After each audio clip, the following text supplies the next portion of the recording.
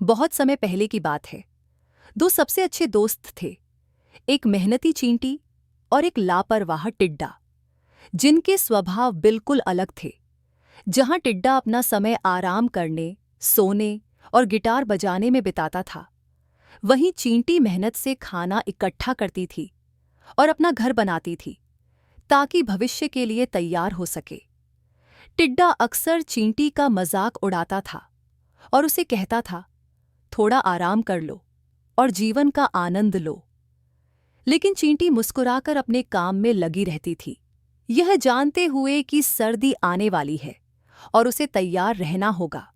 जैसे जैसे गर्मी खत्म होकर पतझड़ आई और फिर सर्दी आ गई, दिन ठंडे होते गए। एक ठिठुरते हुए दिन चींटियां अपने अनाज के दानों को सुखाने में लगी थीं, जिन्हें उन्होंने लंबी और कठोर सर्दियों के लिए जमा किया था।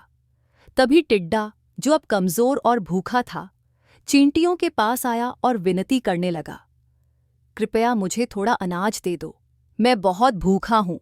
चींटी, जिसे याद था कि टिड्डा ने पूरी गर्मी आराम किया और गाने गाए जबकि वह सर्दियों की तैयारी कर रही थी, ने जवाब दिया, हमने सारी गर्मी मेहनत करके यह खाना जमा किया जबकि तुम आराम कर रहे थे। अब हम इसे तुम्हें क्यों दें? टिड्डा, जो ठंड से कांप रहा था और भूख से कमजोर हो चुका था, अपनी गलती समझ गया। उसे यह एहसास हुआ कि उसने गर्मियों में समय बर्बाद कर दिया जब उसे सर्दियों की तैयारी करनी चाहिए थी। लेकिन अब बहुत देर हो चुकी थी और उसके पास कुछ भी नहीं बचा था। कहानी से शिक्षा: जब मौका मिले उसका सदुपयोग करो।